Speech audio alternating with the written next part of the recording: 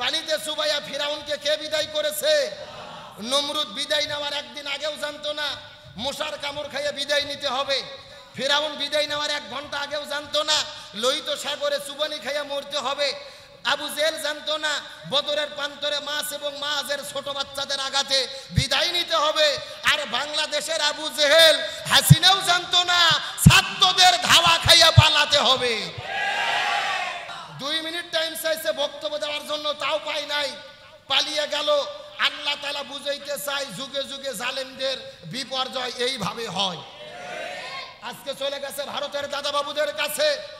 আজকে সকালবেলা নিউজ দেখেছি ভারত পর্যন্ত হাসিনাকে বলেছে আর 1 সপ্তাহ তুমি টাইম পাবা, 1 সপ্তাহের ভেতরে তোমাকে ভারতও ছাড়তে হবে। আল্লাহু আকবার বলেন। যেই দাদা বাবুদের কাছে দেশ বিক্রি করলো, রাস্তা বিক্রি করলো, আপনার সমুদ্র বন্দর বিক্রি করে দিল, ওই দাদা বাবুরাও তোমাকে বের করে দিচ্ছে। এখান থেকে বোঝা যায় বিপদে পড়লে আর কেউ পাশে রাখে না।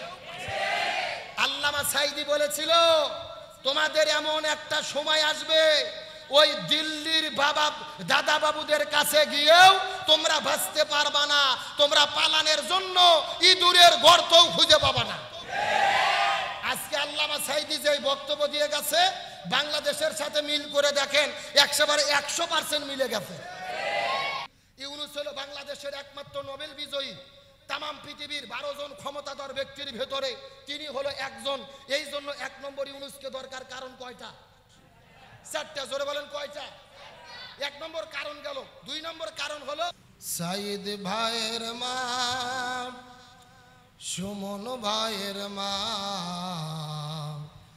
সাব্বির ভাইয়ের মা, ফায়াজ ভাইয়ের মা, তোমরা বড়ই ভাগ্যবতী, আনলে ধরাই দিনের জ্যোতি, সালাম জানাই তোমায় ফেরেশতা আমার, সালাম জানাই তোমায় ফেরেশতা। মালিক ভাইয়ের মা, সাঈদ ভাইয়ের মা, সাব্বির ভাইয়ের মা, রুহানি ভাইয়ের মা, তোমরা বড়ই ভাগ্যবতী, আনলে ধরাই দিনের জ্যোতি, সালাম জানাই তোমায় ফেরেশতা আমার, সালাম জানাই তোমায় ফেরেশতা। আলহামদুলিল্লাহ, সমস্ত প্রশংসা সেই মহান আল্লাহ সুবহানাহু ওয়া তাআলার দরবারে। পৃথিবীর মানচিত্রে প্রায় 2 শতাধিক স্বাধীন দেশের মধ্যে মুসলিম সংখ্যা গরিষ্ঠ দ্বিতীয় বৃহত্তম বাংলাদেশের ঐতিহ্যবাহী বগুড়া জেলার অন্তর্গত গোকুল পশ্চিমপাড়া বাইতুল হামদ জামে মসজিদের উদ্যোগে আয়োজিত সিরাতুন নবী সাল্লাল্লাহু আলাইহি ওয়াসাল্লাম উপলক্ষে ওয়াজ ও দোয়ার মাহফিল। আজকের মাহফিলের সম্মানিত সুযোগ্য সভাপতি, প্রধান অতিথি, আমন্ত্রিত উলামায়ে কিরাম, বিশেষ করে আমি আসার পূর্ব মুহূর্ত পর্যন্ত কোরআন এবং হাদিসের আলোকে জেনার অত্যন্ত গুরুত্বপূর্ণ আলোচনা করেছেন। বিশেষ করে আমার পূর্বে আলোচনা করেছেন আমাদের প্রিয় ভাই মাওলানা মিনহাজুল ইসলাম মাহমুদি, মাওলানা মাসুম বিল্লাহ নোমানি, হাফেজ মাওলানা আমিরুর রাশিদিন, এবং আমার পরে আলোচনা করবেন তরুণ প্রজন্মের উদীয়মান আলোচক আমার প্রিয় ভাই মাওলানা ইসেন মেহেদি হাসান সিদ্দিকী, এবং প্রধান আলোচক হিসেবে, প্রধান বক্তা হিসেবে আজকের প্রোগ্রামে যিনি উপস্থিত হবেন আমাদের বগুড়ার কৃতি সন্তান প্রিয় বড় ভাই হযরত মাওলানা মোহাম্মদ গোলাম আজম সাহেব। আমরা সমস্ত বক্তাদের জন্য দোয়া করি আল্লাহ তাআলা সবাইকে দ্বীনের জন্য, ইসলামের জন্য কবুল করুক। সকলে পড়ি আমিন। যিনি আয়োজন করেছেন, পরিচালনার দায়িত্বে যিনি রয়েছেন, আপনাদের এই মসজিদের সম্মানিত সুযোগ্য খতিব, আমার স্নেহের ছোট ভাই হাফেজ মাওলানা মুজাহিদুল ইসলাম জিহাদি। আসলে আপনাদের এই মসজিদে আজকে এত পরিমাণ আলোচক আসছেন, আলহামদুলিল্লাহ। যদি মাহফিলের সময় এই বক্তাগুলোদেরকে আপনারা আপনাদের গ্রামে আনতে চাইতেন অন্তত 1,00,000-2 টাকা লাগতো। কয় লাখ? অথচ আজকে শুধুমাত্র আপনাদের এই খতিবের ভালোবাসায় এতগুলো আলোচক বৃন্দ এখানে এসেছেন, আলহামদুলিল্লাহ বলেন। আপনারা খুশি না বেজার? আপনাদের মসজিদের সম্মানিত সুযোগ্য খতিব আমার ছোট ভাই মুজাহিদ, আসলে আপনাদের মসজিদের চাকুরি নেওয়ার আগে আমি নিজেই তাকে একটা মসজিদে চাকুরি দেওয়ার জন্য অফার করেছিলাম। আপনার নাম শুনে থাকবেন, শাহজাহানপুরের ঐতিহ্যবাহী ডুমনপুকুর কামিল মাদ্রাসার দোতলা মসজিদ, ওরা খতিব নেবেন। আমি মুজাহিদকে বললাম যে তুমি এখানে আসো। উনি বলেছেন ভাইয়া আমি যেহেতু কথা দিয়ে ফেলেছি, মসজিদটা গোকুলের ছোট না বড় এটা বড় বিষয় নয়, আমি ওখানে কথা দিয়েছি, ওখানেই খেদমত করবো। আলহামদুলিল্লাহ বলেন। আপনারা এই খতিবের মর্যাদা রাখবেন, তাকে ভালোবাসা দেবেন। আপনারা যে খতিবকে পেয়েছেন এটা আল্লাহর রহমত, যেরকম তার মধুর কণ্ঠ একই রকম ভাবে তার আলোচনা, আপনারা তাকে পেয়ে খুশি না বেজার? তার যত্ন রাখবেন, ভালোবাসা রাখবেন, মহব্বত রাখবেন। আল্লাহ তাআলা আপনাদের মধ্যে এবং আপনাদের খতিবের ভেতরে মহব্বত আল্লাহ তাআলা দীর্ঘায়ু করুক। সকলে বলেন আমিন। সকলের প্রতি স্নেহ মোতাবেক শুভেচ্ছা জ্ঞাপন করে এই মুহূর্তে জানতে চাচ্ছি আপনারা সকলে কেমন আছেন? আলহামদুলিল্লাহি রাব্বিল আলামিন।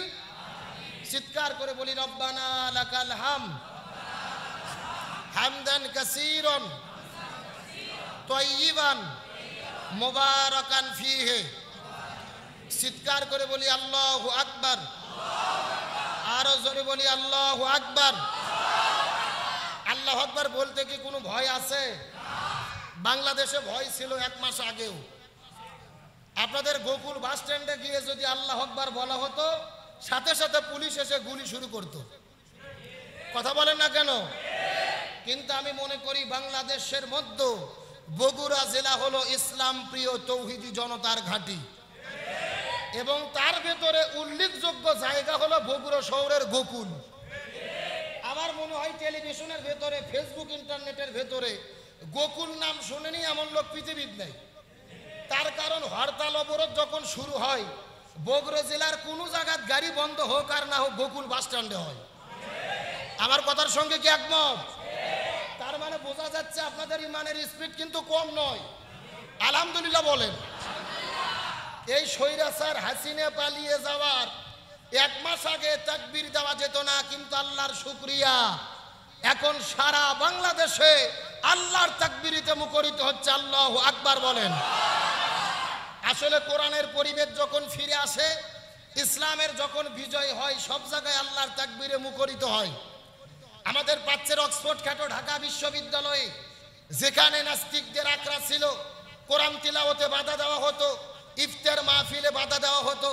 গত 2 দিন আগে দেখলাম ওই ঢাকা বিশ্ববিদ্যালয়ের চত্বরে ছাত্ররা বসে গেছে, হাজার হাজার ছাত্ররা আমার নবীর শানে গান গাচ্ছে, আল্লাহর শানে গান গাচ্ছে। জোরে কোন আলহামদুলিল্লাহ। আল্লাহ রসুলের শানে সেখানে কাওয়ালি গাওয়া হচ্ছে, চট্টগ্রামে কাওয়ালি গাওয়া হচ্ছে, আল্লাহ রসুলের নামের জিকির চলতেছে।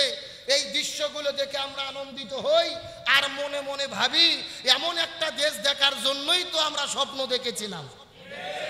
যে ঢাকা বিশ্ববিদ্যালয়ের ভিসিকে আমরা গত 15 বছর দেখেছি ইসলামের বিরুদ্ধে কথা বলতে, অথচ ঢাকা বিশ্ববিদ্যালয়ে নতুন করে যে ভিসি নিয়োগ হয়েছে, উনি প্রথম দিন নিয়োগ পেয়ে যেদিন ঢাকা বিশ্ববিদ্যালয়ে গেছেন, ওখানে যাওয়ার পরে ছাত্রদেরকে নিয়ে নিজের ইমামতিত্বে তিনি নামাজ আদায় করেছেন। আলহামদুলিল্লাহ বলবেন না? মানে ইমাম সাজিয়ে গেছেন ভিসি নিজে, তার পিছে ছাত্ররা জামাতে নামাজ আদায় করতেছে। আল্লামা দিলওয়ার হোসেন সাইদি তার বক্তব্যে বলেছিল, এমন একটা সময় বাংলাদেশে আসবে যেই বাংলাদেশের চেয়ারম্যানরা ইমামের ইমামতিত্ব করবে, এমপিরা ইমামের ইমামতিত্ব করবে, বিশ্ববিদ্যালয়ের টিচারগুলো ইমামের ইমামতিত্ব করবে। এই দিনটি দেখার জন্য আমরা অপেক্ষায় ছিলাম। আলহামদুলিল্লাহ বলেন। এই বিজয় দান করছেন কে? অনেকে মনে করতেছে আমরা চেষ্টা করেছি না। আমরা তো চেষ্টা অবশ্যই করব, তবে সাহায্য লাগবে কার? একটা কথা মনে রাখবেন, বান্দার চেষ্টার যেখানে শেষ হয়ে যায়, ওই জায়গা থেকে আল্লাহর সাহায্য শুরু হয়। যুগে যুগে যত নবী রাসূল ইমানের পরীক্ষা দিতে গিয়ে বিজয়ী হয়েছে, প্রত্যেকটা নবী রাসূলকে সাহায্য করেছেন কে? আরো জোরে বলেন। আমার প্রিয় বন্ধুগণ, মুসলমান ভাইরা গভীর মনোযোগ। হযরত আদম আলাইহিস সালাম থেকে শুরু করে ঈসা রুহুল্লাহ পর্যন্ত, এমনকি আজ পর্যন্ত তামাম পৃথিবীর ভেতরে ইমানদার মুসলমানেরা ইমানের পরীক্ষা দিতে গিয়ে চেষ্টা করার পরে, সাধনা করার পরে কেউ বা জীবন দিয়েছেন, কেউ বা জেলের মধ্যে বন্দী হয়েছেন, আবার কেউ বা শরীরের মধ্য থেকে রক্ত ঝরাইছেন। ইমানদার মুসলমানেরা ইমানের পরীক্ষা দিতে দিতে সর্বোচ্চ পর্যায়ে যে জায়গায় চলে গেছে, ওই জায়গার ভেতরে আমার আল্লাহ রাব্বুল আলামিন সঙ্গে সঙ্গে সাহায্য দান করেছেন। ইমানদার ব্যক্তিদেরকে সাহায্য দান করেন কি? আল্লাহ রাব্বুল আলামিন বলেন, ওয়ালা তাহিনু ওয়ালা তাহজানু ওয়া আনতুমুল আলাউনা ইন কুনতুম মুমিনিন। আল্লাহ বলেন, তোমাদের জন্য কোনো ভয় নেই, কোনো টেনশন নেই, তোমরাই বিজয়ী হবে যদি ইমানদার হও। জোরে বলেন কি হও? আরো জোরে বলেন কি হও? হযরত ইব্রাহিম আলাইহিস সালাম ইমানের পরীক্ষা দিতে গিয়ে নমরুদ যখন আগুনের মধ্যে ইব্রাহিম আলাইহিস সালামকে ফেলে দিলেন, ওই নমরুদের অগ্নিকুণ্ডটাকে শান্তির বাগান বানায়া দিল কি? আরো জোরে বলেন। হযরত মূসা আলাইহিস সালামকে যখন সাগরের মধ্যে ফেলে দেওয়া হলো, ওই সাগরের মধ্যে 12টা রাস্তা বানাই দিল কি? কিন্তু আল্লাহ রাব্বুল আলামিন বুঝাইতে চাই, এই জমিনের মধ্যে যতগুলো জালেম বাদশা এসেছেন, প্রত্যেকটা জালেমের পরাজয় হয়েছে, আর যুগে যুগে মাজলুমদের বিজয় দান করেছেন কি? আল্লাহ রাব্বুল আলামিন পৃথিবীর ভিতরে সবচাইতে বড় জালেম বাদশা যার নাম হলেন নমরুদ, এই নমরুদকে জমিনের মধ্য থেকে বিদায় করলো। আল্লাহ যেন তেন কোনো শক্তি দিয়ে বিদায় করলেন না, এই নমরুদকে বিদায় করলেন মশা দিয়া। তাও যেন তেন মশা না, একটা ল্যাংড়া মশা। যেরকম কি মশা? আরে ভাই, মশারই তো শক্তি নাই, কানের কাছে আসলে আমরা ঠাস করে মারি, আর ওটা আবার ভালো মশাও না, উড়তেও পারে না, নড়তেও পারে না, ল্যাংড়া মশা। ল্যাংড়া মশা দিয়ে নমরুদকে কে বিদায় করেছে? পানিতে চুবাইয়া ফিরাউনকে কে বিদায় করেছে? নমরুদ বিদায় নেওয়ার একদিন আগেও জানতো না মশার কামড় খাইয়ে বিদায় নিতে হবে। ফিরাউন বিদায় নেওয়ার 1 ঘন্টা আগেও জানতো না লোহিত সাগরে চুবানি খাইয়া মরতে হবে। আবু জেহেল জানতো না বদরের প্রান্তরে মাছ এবং মাছের ছোট বাচ্চাদের আঘাতে বিদায় নিতে হবে। আর বাংলাদেশের আবু জেহেল হাসিনাও জানতো না ছাত্রদের ধাওয়া খাইয়া পালাতে হবে। আরে ভাই, পালিয়ে যাওয়ার চাইতে কচুর দড়ি সাথে গলার দড়িতে মরা ভালো। এ কথা কর না কে? কি মনে করছেন পালিয়ে গেছে? যাওয়ার সময় কিচ্ছু পাই নাই, ছিঁড়ে জুতো আর ছিঁড়ে শাড়ি। হাসিনা কি কখনো ভেবেছিল যে ছাত্রদের ধাওয়া খেয়ে বিদায় নেওয়া লাগবে? ও চিন্তা করছে যে হেফাজত শেষ করছি, পিলখানা সেনাবাহিনী শেষ করছি, বিএনপি শেষ করছি, জামাতক শেষ করছি, আর ছাত্রতা হলো চুস্ত্র পুটি, এদের কোনো বেল নাই। আল্লাহ বলতেছে, হাসিনা তোর খেলা শেষ, ছাত্ররা হলো ওসিলে, আর আসল খেলা দেখাবো আমি। বিদায় নেওয়ার সময় টাইম পাইছে 45 মিনিট। জোরে কোন কয় মিনিট? বিদায় নেওয়ার আগে অত্যাচার ছাড়ে নাই। সেনাবাহিনী, পুলিশ, র্যাব, বিজিবি সবাইকে বলছে হত্যা করো, ক্ষমতা চাই। সেনাবাহিনীর প্রধান বলছে এত লাফালাফি করেন না, যদি জীবন নিয়ে বাঁচতে চান 45 মিনিটের মধ্যে গণভবন ছাড়েন। আল্লাহু আকবার কোন? 2 মিনিট টাইম চাইছে বক্তব্য দেওয়ার জন্য, তাও পাই নাই, পালিয়ে গেল। আল্লাহ তাআলা বুঝাইতে চাই, যুগে যুগে জালেমদের বিপর্যয় এইভাবে হয়। আজকে চলে গেছে ভারতের দাদা বাবুদের কাছে। আজকে সকালবেলা নিউজ দেখেছি, ভারত পর্যন্ত হাসিনাকে বলেছে আর 1 সপ্তাহ তুমি টাইম পাবা, 1 সপ্তাহের ভেতরে তোমাকে ভারতও ছাড়তে হবে। আল্লাহু আকবার বলেন। যেই দাদা বাবুদের কাছে দেশ বিক্রি করলো, রাস্তা বিক্রি করলো, আপনার সমুদ্র বন্দর বিক্রি করে দিল, ওই দাদা বাবুরাও তোমাকে বের করে দিচ্ছে। এখান থেকে বোঝা যায় বিপদে পড়লে আর কেউ পাশে রাখে না। আল্লামা সাইদি বলেছিল, তোমাদের এমন একটা সময় আসবে, ওই দিল্লির বাবা দাদা বাবুদের কাছে গিয়েও তোমরা বাঁচতে পারবা না, তোমরা পালানের জন্য ইঁদুরের গর্তও খুঁজে পাবা না। আজকে আল্লামা সাইদি যে বক্তব্য দিয়ে গেছে, বাংলাদেশের সাথে মিল করে দেখেন, 100% মিলে গেছে। আমেরিকাতে যাইতে চাইছে, আমেরিকা বলছে ভিসা দেব না, লন্ডন বলছে ভিসা দেব না, ফ্রান্স বলছে ভিসা দেব না, কোন দেশ তাকে ভিসা দেয় নাই। আমরা বলতে চাই ভারতকে, বাংলাদেশের সঙ্গে যদি সম্পর্ক রাখতে চাও ওই ডাইনি হাসিনাকে আর পালাতে দিও না, বাংলাদেশের মানুষের কাছে ফেরত দিতে হবে। আর বাংলাদেশের 18 কোটি মানুষের সামনে তার বিচার কার্যকর করতে হবে। আমরা আইন হাতে তুলে নেব না, তবে তাদের বিচার চাই কি চাই না? খুব ভালো করে বুঝবেন, আল্লামা দিলওয়ার হোসেন সাইদি, মীর কাসেম আলী সহ জামাতের যত নেতা, প্রত্যেকটা নেতাকে তারা ফাঁসি দিয়েছে। 50 বছরের আগে যুদ্ধ অপরাধী ট্রাইব্যুনাল গঠন করে সাক্ষী দিয়েছে মিথ্যে সাক্ষী। আর হাসিনা যে গণহত্যা করছে, মিথ্যে সাক্ষীর দরকার নাই, বাংলাদেশের 18 কোটি মানুষ তার সাক্ষী। সুতরাং আমরা বলতে চাই 18 কোটি মানুষের চোখের সামনে এই গণহত্যাকারী হাসিনার ফাঁসি কার্যকর করতে হবে। আমরা এই বিচার চাই কি চাই না? আরো জোরে বলেন, চাই কি চাই না? অত্যাচার নির্যাতন কোন পর্যায়ে চলে গেছে আপনারা জানেন। তারা তৈরি করেছিল আয়না ঘর। জোরে বলেন, কি ঘর? আমরা জীবনে আয়না ঘর নামে শব্দ শুনি নাই। এমনকি অক্সফোর্ড ডিকশনারির ভেতরেও আয়না ঘর লেখে কোনো শব্দ পাওয়া যাচ্ছে না। অথচ এই আয়না ঘর তৈরি করছে জালেম সরকার হাসিনা।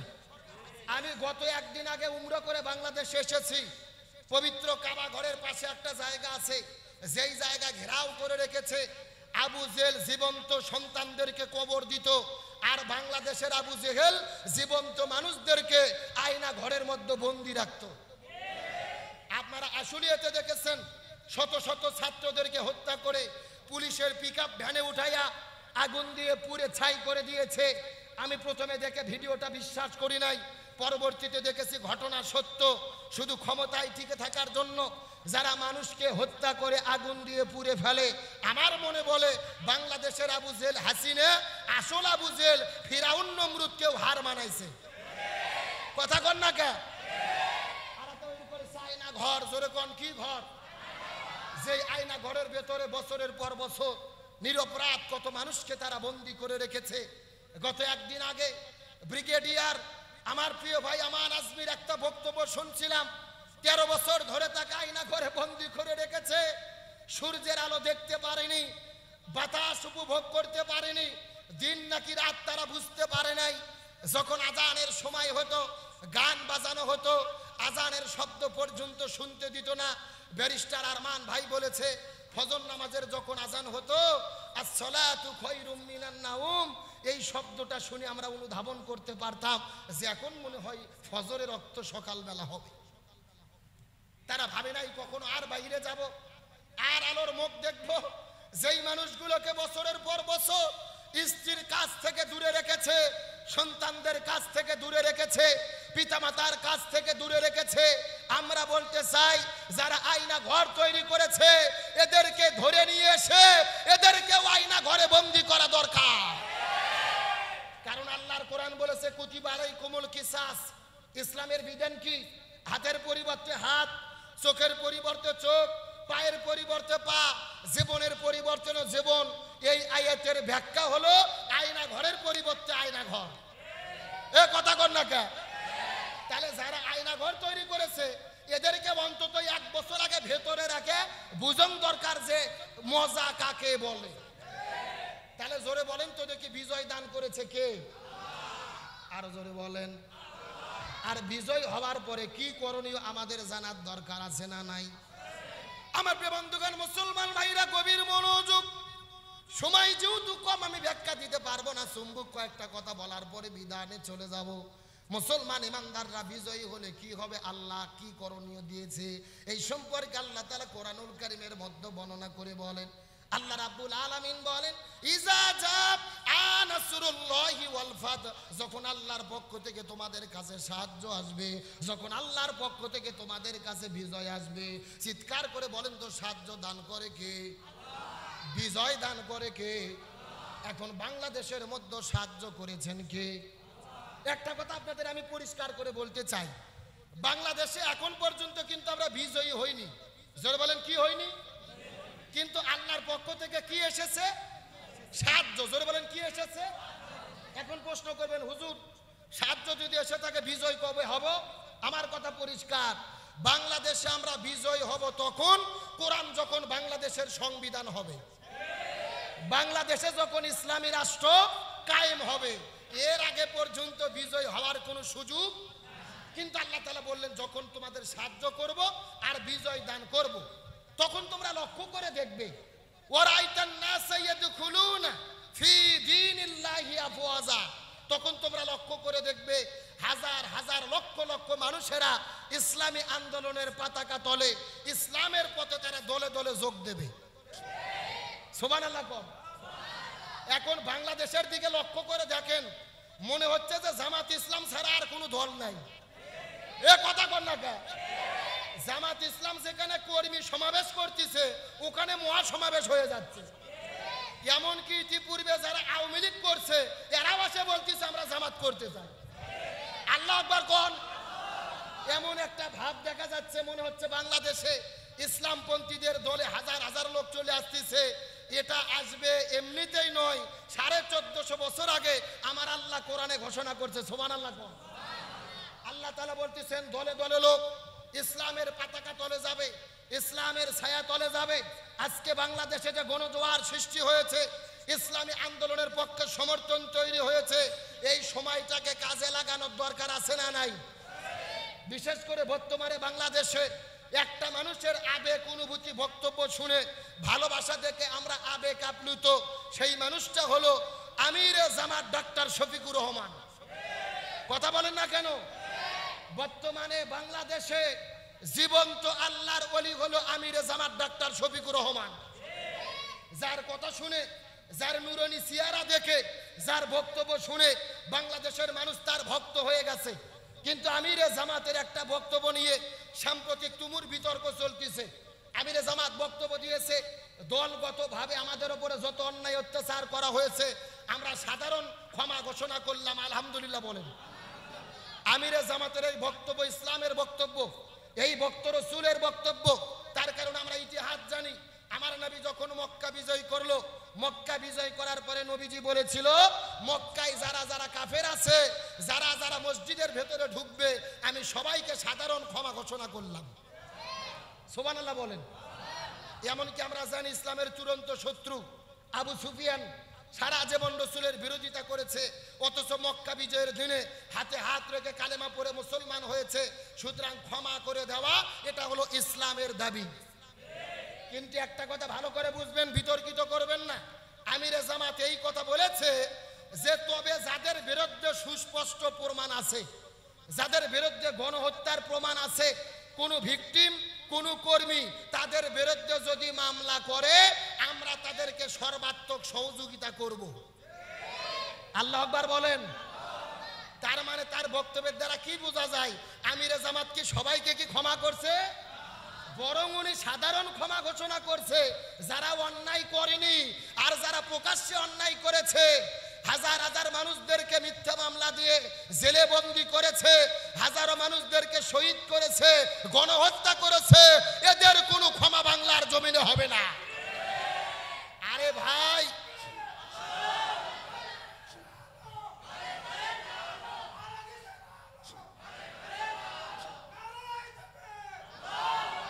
আমার দিকে লক্ষ্য রাখেন। আসলে আমিরে জামাত তিনি জাতীয় নেতা, তার বক্তব্য জাতীয় নেতার মতোই হতে হবে। আরে আমিরে জামাতের বক্তব্য বুঝতে গেলেও আপনাকে সেই জ্ঞান এবং প্রজ্ঞা থাকা লাগবে। খামাকা লাফালাফি করেন না, বোঝার চেষ্টা করবেন। আজকে বাংলাদেশের যে বিপর্যয়, হাসিনার ক্ষমতা গেল কেন? তার ফাউল বক্তব্য দেওয়ার জন্য। ও বলেছিল যে মুক্তিযুদ্ধের নাতিপুতি চাকরি পাবে না, যে রাজাকারের বাচ্চারা পাবে। এই এক বক্তব্য দিয়েই তো হাসিনা দেশ ছাড়লো। আর ওবায়দুল কাদের সবসময় বক্তব্য দিত খেলা হবে। এখন আমরা ওবায়দুল কাদেরকে বলতে চাই কোথায় তুমি খেলবা? আসল খেলা শুরু হওয়ার পরে তোমাকে তো খুঁজেই পাওয়া যাচ্ছে না। আমরা বলতে চাই ওবায়দুল কাদেরের কোনো ক্ষমা নাই। এ কথা কন না, এ জনগণের মনকে অতিষ্ঠ করেছে। এই তাদের কর্মীদেরকে লেলিয়ে দিয়ে নিরপরাধ মানুষকে হত্যা করেছে। তাহলে আমিরে জামাতের বক্তব্য নিয়ে বিতর্ক করবেন না, তার বক্তব্য বোঝার চেষ্টা করেন। অপরাধীদের ক্ষমা নাই, তবে যারা অপরাধ করেনি, আওয়ামী লীগ করতো, এদের জন্য সাধারণ ক্ষমা আছে। একেবারে ক্লিয়ার কথা, কোনো ভেজাল নাই। বিতর্কিত করবেন না, খুবই ভালো ইসলামী আন্দোলন বিজয় হচ্ছে, মুসলমানরা ইসলামের পথে যাচ্ছে, ভারত কিন্তু বসে নাই, ষড়যন্ত্র চলতেছে। এই সময়টা আমাদের ধৈর্য ধরে সচেতনভাবে মোকাবেলা করতে হবে। আমরা বলতে চাই আমিরে জামাত শুধু আমিরে জামাত নয়, আগামীর বাংলাদেশে তিনি বাংলাদেশের আমির হবে ইনশাআল্লাহ। আমরা বাংলাদেশে আওয়ামী লীগের শাসন আর জুলুম দেখেছি, বিএনপির শাসন দেখেছি, জাতীয় পার্টির শোষণ দেখেছি। এই বাংলাদেশে একটাবার আমরা দেখতে চাই কোরআন দিয়ে বাংলাদেশ চালালে, হুজুররা বাংলাদেশ চালালে কেমন হয়, এটা আমরা একটাবার দেখতে চাই। চাই কি চাই না? কারা কারা চাই একটু হাত তোলেন তো দেখি। লিল্লাহ,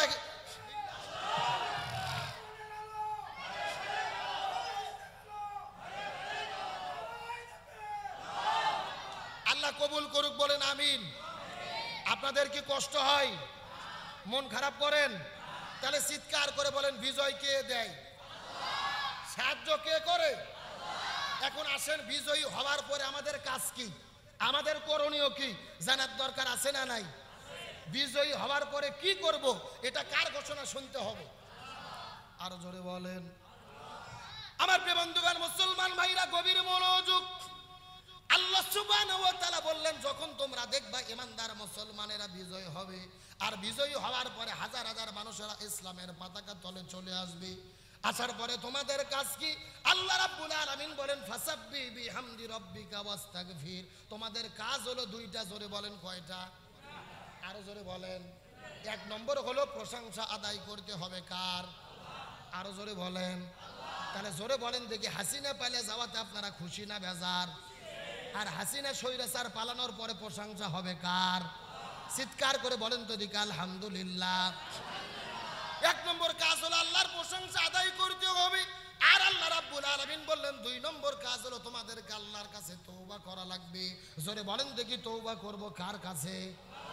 আল্লাহ রাব্বুল আলামিন বুঝাইতে চাই, ক্ষমতা পাওয়ার পর অহংকার করা যাবে না, ক্ষমতার বড়াই করা যাবে না।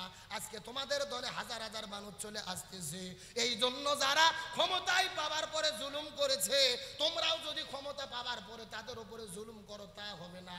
বরং ইনসাফপূর্ণভাবে এই জমিনের মধ্যে ন্যায় ইনসাফ কায়েম করতে হবে। হুকুম কার?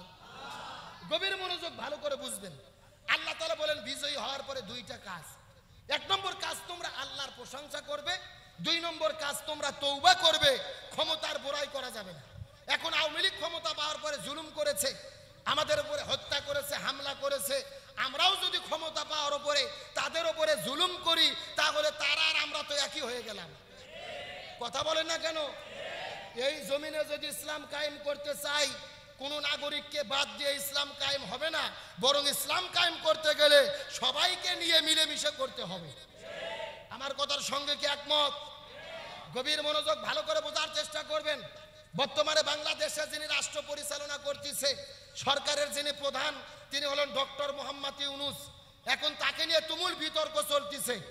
যারা একে দেখতে পারতেছে না, অনেকে ফতোয়া দিচ্ছে ডক্টর মোহাম্মদ ইউনূস হলো সুদখোর। জোরে বলেন কি খুর?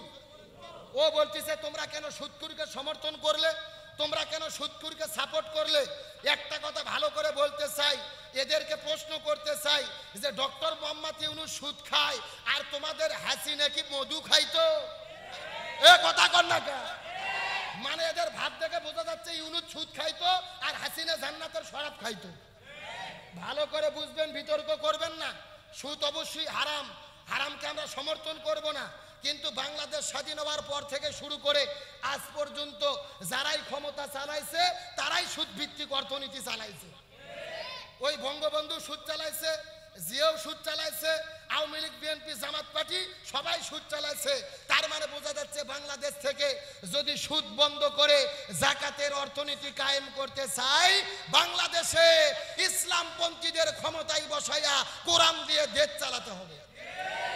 আর যতদিন পর্যন্ত কোরআন দিয়ে বাংলাদেশ না চলবে, ততদিন পর্যন্ত সুদ বন্ধ হবে। এই জন্য আল্লাহর কোরআন বলেছেন, আল্লাযীনা ইম্মাক্কান্নাহুম ফিল আরদ আকামুস সালাহ ওয়া আতাউয যাকাত ওয়া আমারু বিল মারুফ ওয়া নাহাউ আনিল মুনকার। ইসলামপন্থীরা যদি ক্ষমতায় যায়, কর্মসূচি হলো চারটা। জোরে বলেন কয়টা? এক নম্বর, তারা জমিনে নামাজকে বাধ্যতামূলক করবে।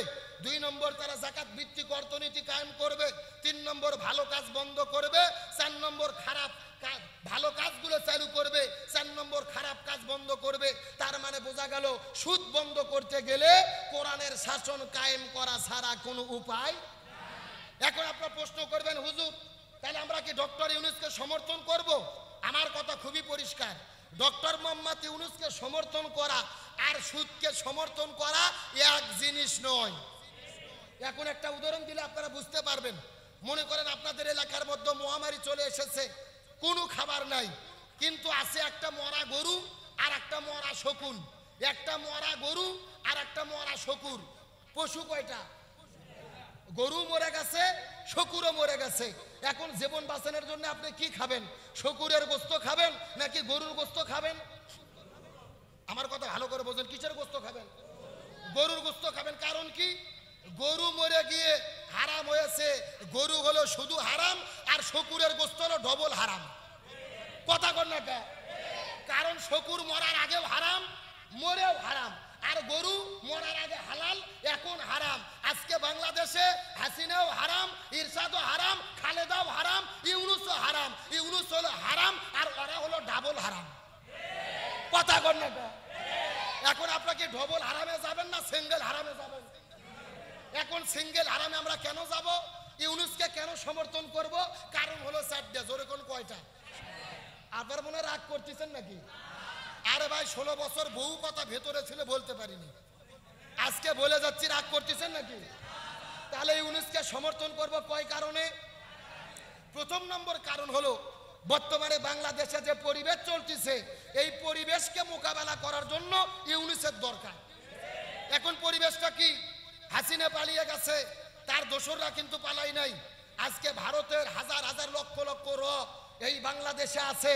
তারা কখনো পুঁথি বিপ্লব করার জন্য, কখনো তার আনসার লীগ হচ্ছে, কখনো হিন্দু লীগ হচ্ছে, আবার কখনো হিজড়ে লীগ হচ্ছে, কখনো রিক্সা চালক লীগ হচ্ছে। মানে এরা হয়ে বিশৃঙ্খলা করতে যাচ্ছে। আজকে ভারত দেখেছেন পানি ছেড়ে দিয়ে আমার দেশে বন্যা করেছে। তার মানে বোঝা গেল ভারতের ষড়যন্ত্র মোকাবেলার জন্য কিছুদিনের জন্য হলেও ইউনূসেরই দরকার। বক্তব্য দিয়েছে ভারতের দিকে তাকাইয়া, আমাদের দেশে তোমরা যদি বিশৃঙ্খলা করো, তোমাদের 7 সিস্টারকে আমরা ভালো থাকতে দেব না। আল্লাহু আকবার বলেন। তার মানে বোঝা গেল সাময়িক পরিস্থিতি শান্ত করার জন্য ইউনূসের দরকার। কারণ কি? ইউনূস হলো বাংলাদেশের একমাত্র নোবেল বিজয়ী। তামাম পৃথিবীর 12 জন ক্ষমতাধর ব্যক্তির ভেতরে তিনি হলো একজন। এই জন্য 1 নম্বর ইউনূসকে দরকার। কারণ কয়টা? 4টা। জোরে বলেন কয়টা? 1 নম্বর কারণ গেল। 2 নম্বর কারণ হলো ডক্টর ইউনূস হলো হাসিনার দ্বারা সবচাইতে বেশি নির্যাতিত। আপনারা জানেন ইউনূসকে হাসিনার সরকার মামলা করেছিল, এমনকি শেখ হাসিনা বলেছিল ইউনূসকে পদ্মা সেতু থেকে ঠুস করে ফেলে দেওয়া দরকার। এ বক্তব্য শুনছেন আপনারা? তার মানে বোঝা যাচ্ছে ইউনূস যদি সরকার থাকে, ও ভালো করুক আর খারাপ করুক, অন্তত হাসিনের পক্ষে কাজ করবে না। এই জন্য 2 নম্বর দরকার, ও নির্যাতিত এই জন্য দরকার। আর 3 নম্বর কারণ হলো ইউনূস হলো অর্থনীতিবিদ। তার কাছে যে পরিমাণ টাকা আছে, বাংলাদেশের 18 কোটি মানুষ যদি আমরা বিপর্যয়ের মধ্যে পড়েও যাই, অন্তত ইউনূসের টাকা দিয়ে আমরা 2 বছর চলতে পারবো। এ কথা কর না কে? আরে ভাই, টাকা ছাড়া ঘরের বউ কথা শোনে না। এই জন্য পরিস্থিতি মোকাবেলার জন্য অর্থনীতি স্বাবলম্বীর জন্য ইউনূসের দরকার। 3 নম্বর কারণ গেল। আর 4 নম্বর কারণ হলো ইউনূসকে কিন্তু আমরা আজীবনের জন্য ক্ষমতা দেইনি। ওকে ক্ষমতা দিছি কয়েকদিনের জন্য, তুমি সংস্কার করো, কয়েকদিন পরে পরিবেশ ভালো হলে নির্বাচন দেবা। জনগণ যদি জামাত চাই, জামাত ক্ষমতায় যাবে, বিএনপি ছেলে বিএনপি যাবে। আজীবনের জন্য তাকে ক্ষমতা দেয় নাই। ডক্টর ইউনূসের কোনো ক্ষমতা নাই। সমস্ত বর্তমানে এখন ক্ষমতা হচ্ছে ছাত্র জনতা। আপনারা দেখেছেন স্বরাষ্ট্রমন্ত্রী যিনি উপদেষ্টা ছিল, একদিন একটু ভেঁকা কথা কছে, পরের দিনে পথ আউট। আমাদের বগুড়াতে একটা কথা আছে যে কাজের মেয়েকে মারিয়ে বউকে শিক্ষা দেওয়া। মানে কাজের মেয়ে ভুল করছে, মালিক যাইয়া কাজের মেয়ে ঠাস করে একটা চর মারছে, বউ ওখানে দাঁড়িয়ে ছিল। আসলে আর উদ্দেশ্য কাজের মেয়ে মারা না, ও মনে মনে ভোগ বুঝাবার চাচ্ছে তুই সোজা হ, না হলে পরের চোর কিন্তু তোর উপরে যাবে। তার মানে ছাত্র জনতা বুঝাইছে ইউনূসও যদি লাইন থেকে তেরা হয়, ইসলামের বিরুদ্ধে কাজ করে ওই ইউনূসও লাল কাঠ খাবে। কারণ ক্ষমতা ইউনূসের না, ক্ষমতা ছাত্র জনতা। আমার কথা কি আপনারা বুঝতে পেরেছেন? কতক্ষণ বুঝতে পেরেছেন? এই জন্য ফতুয়াবাজি বন্ধ করেন। আপাতত দেশ শান্ত করার জন্য, পরিবেশ ভালো করার জন্য কিছুদিনের জন্য আমরা ইউনূসকে সমর্থন করেছি, কিন্তু তার সুদকে আমরা সমর্থন আর কখনো করব। তাহলে জোরে বলেন দেখি, বিজয় দান করে কে? আর জোরে বলেন। আমার প্রিয় বন্ধুগণ, মুসলমান ভাইরা গভীর মনোযোগ। আমার নবীজি মক্কা থেকে মদিনায় হিজরত করে চলে গেলেন। আমার নবীজি কষ্ট নিয়ে মদিনায় যাওয়ার পরে, মদিনায় থাকার পরে আবার যখন মক্কায় চলে গেলেন, যখন মক্কা বিজয় হয়ে গেল, হাজার হাজার মানুষেরা কালেমা পড়ে পড়ে নবীর হাতে হাত দিয়ে কালেমা পড়ে পড়ে মুসলমান হওয়া শুরু করলেন। আমার নবীজি সাধারণ ক্ষমা ঘোষণা করে দিল। এই জন্য আমরা বলতে চাই, এই বাংলার জমিনে এত অত্যাচার নির্যাতন হয়েছে। এই বাংলাদেশে যখন আন্দোলন শুরু হলো, ওই রংপুরের ভেতরে আবু সাইদ ভাইকে যখন শহীদ করে দেওয়া হলো, আন্দোলন করতে গিয়ে যখন পুলিশের সামনে দাঁড়াইছে, ওই পুলিশ যখন প্রথম আবু সাইদের বুকের মধ্যে গুলি চালাইলো, আবু সাইদ প্রথমে বিশ্বাস করতে পারেনি। আমার দেশের পুলিশ আমার বুকের মধ্যে গুলি চালাবে। প্রথম গুলি খাওয়ার পরে বিশ্বাস করতে পারে নাই। আবার পুলিশের সামনে তিনি বক্তা পাঠিয়ে দিল, আবার গুলি করা শুরু করলেন। এক নয়, দুই নয়, 4টে গুলি লাগার পরে আবু সাইদ যখন মাটির সঙ্গে পড়ে গেছে, আবু সাইদ আমাদের জমিন থেকে শহীদ হয়ে বিদায় নিয়ে চলে গেল। আবু সাইদ ভাই শহীদ হওয়ার মাধ্যমে তাম পৃথিবীর জনতাকে বুঝাইয়া দিল, আর বাংলাদেশের ছাত্রদেরকে বুঝাইয়া দিল, এই জমিনের ভেতরে জালেমের জুলুম থেকে মুক্তি পাওয়ার জন্য আমি জীবন দিয়ে শহীদ হয়ে গেলাম। তোমরাও যদি জালেমের জুলুম থেকে মুক্তি পাও, মুক্তি পেতে চাও, তাহলেও তোমাদেরকে জীবন দিতে হবে। তার কারণ হলো, যারা দিনের জন্য জীবন দেয়, জালেমের জুলুমের বিরুদ্ধে অন্যায়ের প্রতিবাদ করে জীবন দেয়, এই সমস্ত মানুষগুলো মরে না, এদেরকে জীবন্ত ঘোষণা করেছেন কি? আরো জোরে বলেন। আল্লাহ রাব্বুল আলামিন বলেন, ওয়ালা তাকুলু লিমান ইউকতালু ফি সাবিলিল্লাহি আমওয়াত বাল আহয়াউ ওয়ালাকিন লা তাশউরুন। আল্লাহ রাব্বুল আলামিন বর্ণনা করে বলেছেন, দিনের জন্য জালেমের জুলুমের মোকাবেলা করতে গিয়ে যারা জীবন দেয় তাদেরকে মৃত বলো না, বরং এই সমস্ত মানুষগুলো হলো জীবিত। আমরা লক্ষ্য করে দেখেছি, আকাশ থেকে হেলিকপ্টারের মধ্য থেকে গুলি করে করে ছোট ছোট বাচ্চাদেরকে শহীদ করে দেওয়া হয়েছে। আমাদের একটা প্রিয় ভাই ঢাকার মধ্যে মুগ্ধ নামে একটা ভাই ছাত্রদেরকে পানি বিতরণ করতে গেল।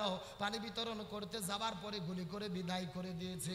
ওই নরসিংদীর জমিনে ছোট্ট একটা সন্তান বাড়ি থেকে বের হওয়ার পরে, আমার প্রিয় বন্ধুগণ, মুসলমান ভাইরা জালেমের জুলুমের মোকাবেলা করার জন্য রাজপথে যখন চলে গেল, তাকে গুলি করা হলো।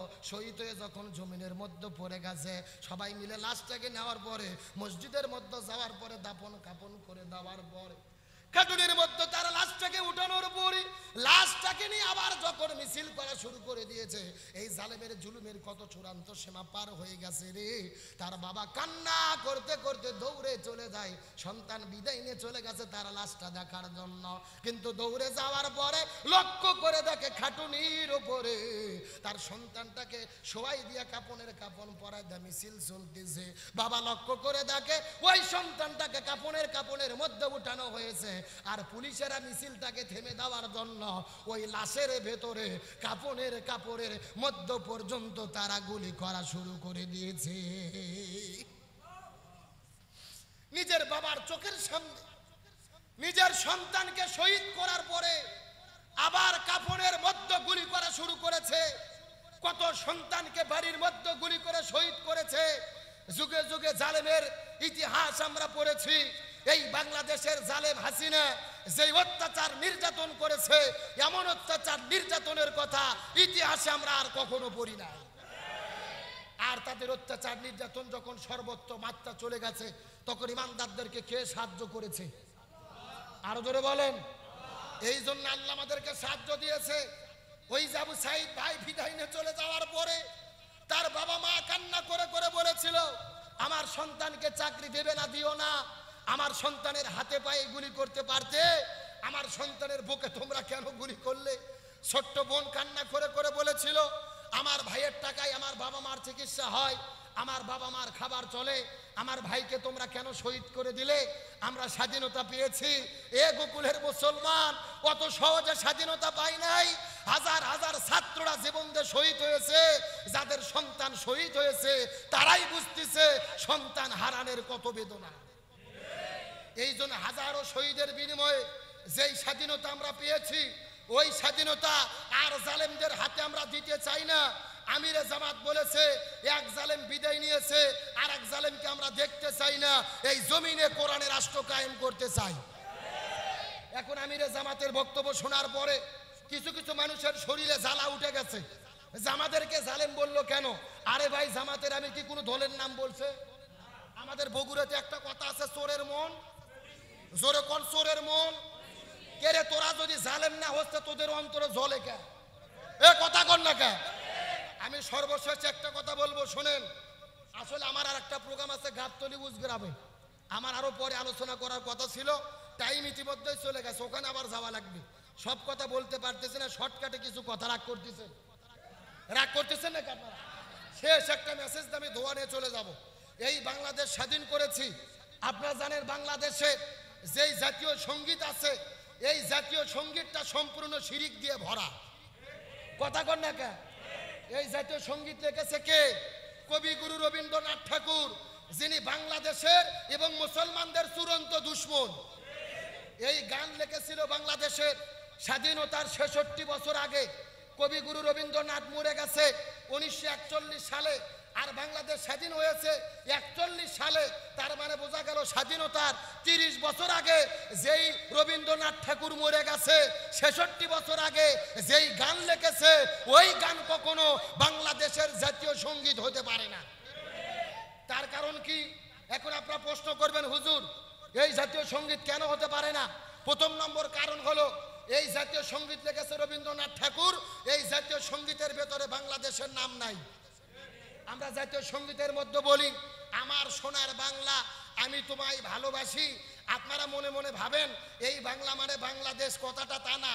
বাংলা মানে বাংলাদেশ না, বাংলা মানে হলো ভারতের পশ্চিমবঙ্গ। কথা কর না কে? ১৯০৫ সালের ইতিহাস আপনাদেরকে জানতে হবে।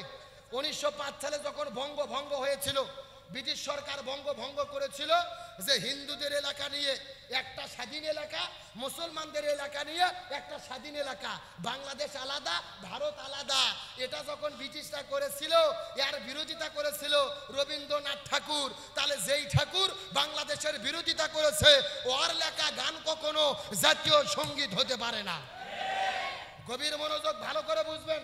এমনকি কবিগুরু রবীন্দ্রনাথ ঠাকুর বাংলাদেশের ঢাকা বিশ্ববিদ্যালয়ের প্রতিষ্ঠার তিনি বিরোধিতা করেছিল। ইতিহাস আপনাদেরকে জানতে হবে। নবাব স্যার সলিমুল্লাহ যখন জায়গা দিল ঢাকা বিশ্ববিদ্যালয় প্রতিষ্ঠিত হবে, তখন রবীন্দ্রনাথ ঠাকুর বলেছিল বাংলাদেশে সব মূর্খদের বসবাস, ঢাকাতে বিশ্ববিদ্যালয় করার দরকার নাই, কলকাতাতে করো। এখান থেকে বোঝা যায় যেই লোকটা বাংলাদেশের বিরুদ্ধে ছিল, ওই লোকের লেখা কবিতা বা গান আমার দেশের জাতীয় সঙ্গীত হতে। এখন প্রশ্ন করবেন, হুজুর জাতীয় সঙ্গীত কি পরিবর্তন হয়? অবশ্যই হয়। ইতিহাস আছে, কানাডার জাতীয় সঙ্গীত পরিবর্তন হয়েছে, আমেরিকার জাতীয় সঙ্গীত পরিবর্তন হয়েছে, রাশিয়ার জাতীয় সঙ্গীত পরিবর্তন হয়েছে। জাতীয় সঙ্গীত কোরআন হাদিস না যে পরিবর্তন করা যাবে না। এই জন্য আমরা বলতে চাই, ৪১ সালে রবীন্দ্রনাথ মরে গেছে, আর ৭১ দেশ স্বাধীন হয়েছে। যেই গানের ভেতরে, যেই সঙ্গীতের ভেতরে ৫২ ভাষা আন্দোলন নাই, আপনার ৬৬ সালের ৬ দফা নাই, ৬৯-এর গণঅভ্যুত্থান নাই, ৭১ সালের স্বাধীনতা যুদ্ধ নাই, ওই গান কখনো জাতীয় সঙ্গীত হতে পারে না। এই গানের ভেতরে বাংলাদেশের বীর মুক্তিযোদ্ধাদের কথা নাই, আমার দেশের ভালোবাসা নাই। আমরা বলতে চাই, বাংলাদেশের জাতীয় কবি কাজী নজরুল ইসলাম যেটা লিখেছে মুসলমানদের পক্ষে লিখেছে। আমরা দাবি করব প্রয়োজনে কবি কাজী নজরুল ইসলামের লেখা কবিতা বা গান জাতীয় সঙ্গীত করা হোক। আমার কথার সঙ্গে কি একমত? জোরে বলেন একমত। আমরা প্রয়োজনে সরকারকে আবারও বলবো, প্রয়োজনে বাংলাদেশে কবি আছে, সাহিত্যিক আছে, লেখক আছে, তাদেরকে যে নতুন করে জাতীয় সঙ্গীত লেখান। যেখানে 52 ভাষা আন্দোলন থাকবে, 71-এর মুক্তিযুদ্ধ থাকবে, এমনকি এই 24 সালে ছাত্র জনতার গণবিপ্লবের মাধ্যমে হাসিনাকে তাড়াইয়া দেশে হাজারো ছাত্র শহীদ হয়েছে, এই ইতিহাস যেখানে লেখা থাকবে ওটাই জাতীয় সঙ্গীত হতে হবে। আমরা আজগবি কোনো শিরকি গান জাতীয় সঙ্গীত চাই। এখন আসেন হুজুর, জাতীয় সঙ্গীতের মধ্যে কি শিরক আছে? গভীর মনোযোগ। আমরা জাতীয় সঙ্গীতের মধ্যে বলি চিরদিন তোমার আকাশ তোমার বাতাস। এখন জোরে বলেন তো, আকাশ কার? জমিন কার? আল্লাহ বলতেছে লিল্লাহি মা ফিস সামাওয়াতি ওয়া মা ফিল আরদ, আসমান জমিন হলো আমার। আর এই ঠাকুর লিখে গেছে ও মা তোমারও আকাশে তোমারও বাতাসে। আর রবীন্দ্রনাথ ঠাকুরের মাও মানে দেশ না, তার মাও মানে হলো ভগবান দেবতা। কথা কন না কা? হিন্দুরা মাওটাকে ভগবানকে দেবতাকে, তার মানে হিন্দুর লেখা মাও পূর্ণ দেবতা পূর্ণ শিরিক পূর্ণ এমন কোন গান আমরা জাতীয় সঙ্গীত চাই? জাতীয় সঙ্গীত চাই। আমরা নতুন করে জাতীয় সঙ্গীত চাই। আল্লাহ কবুল করুক, বলেন আমিন। আরো জোরে বলেন আমিন। তাহলে আজকের আলোচনার শিক্ষা হলো বিজয় দিয়েছে কে?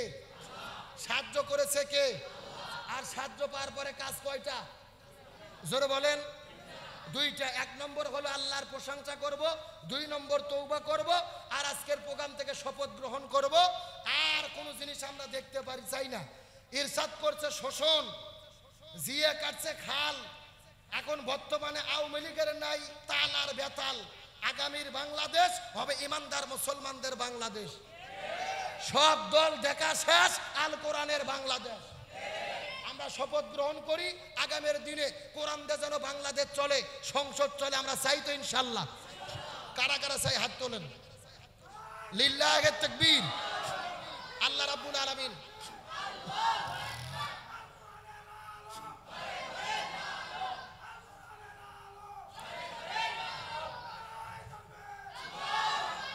আজকের আলোচনা থেকে যতটুকু শিক্ষণীয় বিষয় আছে আল্লাহ আমাদের কাবুল করার তৌফিক দিক, বলেন আমিন। যেহেতু আমার আরেকটা প্রোগ্রাম আছে, ওখান থেকে ফোন আসতেছে, আমাকে যেতে হবে। আল্লাহ যদি ভবিষ্যতে আবারও কখনো দেখা দেয়, সাক্ষাৎ দেয়, আবারও মন খুলে উন্মুক্ত ময়দানে মাহফিল হলে কথা হবে ইনশাআল্লাহ। এতটুকু কথা বলে আমি আপনাদের কাছ থেকে দোয়া চেয়ে বিদায় নিচ্ছি। আসসালামু আলাইকুম ওয়া রাহমাতুল্লাহি ওয়া বারাকাতুহু।